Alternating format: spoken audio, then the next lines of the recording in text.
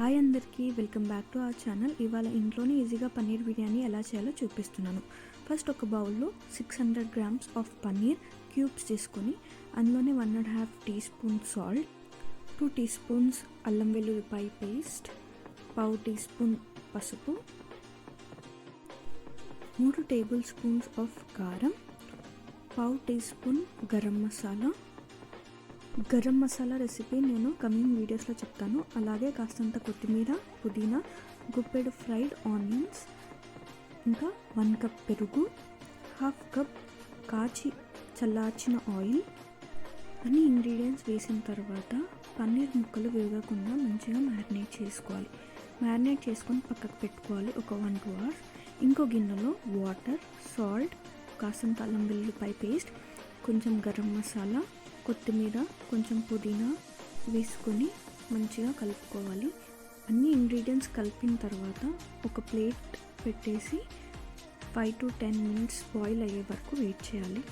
Water boil అయ్యేలోపు మనం వేరే ప్యాన్లో కాసంత ఆయిల్, ఒక 5 to 6 పచ్చిమిర్చి వేసి బాగా వేయించుకోవాలి.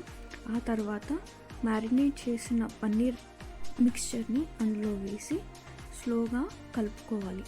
పన్నీర్ ముక్కలు విరిగిపోకుండా నిదానంగా పన్నీర్ని కలుపుకోవాలి. ఒక 5 to 10 మినిట్స్ వేగేంత వరకు వెయిట్ చేయాలి. అండ్ పన్నీర్ని కూడా ఈవెన్గా స్ప్రెడ్ చేసుకోవాలి, ఎందుకంటే పన్నీర్ ఈవెన్గా కుక్ అవుతుంది. ఎక్కడ కూడా పచ్చిదనం లేకుండా నీట్గా కుక్ అవుతుంది. లిడ్ పెట్టి ఒక 5 మినిట్స్ వెయిట్ చేయాలి. లిడ్ తీసిన తర్వాత మనం చూసేసరికి ఆయిల్ అంతా పైకి వచ్చింది. ఈ టైంలో 1/2 కప్ నిమ్మరసం వేసి బాగా కలుపుకోవాలి. ఇంకో సైడ్ వాటర్ బాయిల్ అయినప్పుడు మనం రైస్ మొత్తం వేసి నీట్గా కలుపుకోవాలి. ఒకవేళ రైస్ కలపకుండా అలాగే వదిలేస్తే లమ్స్ ఫామ్ అయ్యే ఛాన్సెస్ ఉంటుంది. సో రైస్ వేయగానే నీట్గా కలుపుకోవాలి. ఇప్పుడు పన్నీర్లో కొన్ని ఫ్రైడ్ ఆనియన్స్ వేసుకొని 80% కుక్ అయిన రైస్ని ఒక లేయర్గా పరుచుకోవాలి. పన్నీర్ ఎంత క్వాంటిటీ అయితే తీసుకుంటామో రైస్ కూడా అంతే ఈక్వల్ క్వాంటిటీ తీసుకోవాలి. ఇలా రైస్ అంతా ఒక లేయర్ పరిచిన తర్వాత మనం వేయించి పక్కకు పెట్టుకున్న కొన్ని ఫ్రైడ్ ఆనియన్స్ కూడా దీనిపైన వేసుకోవాలి.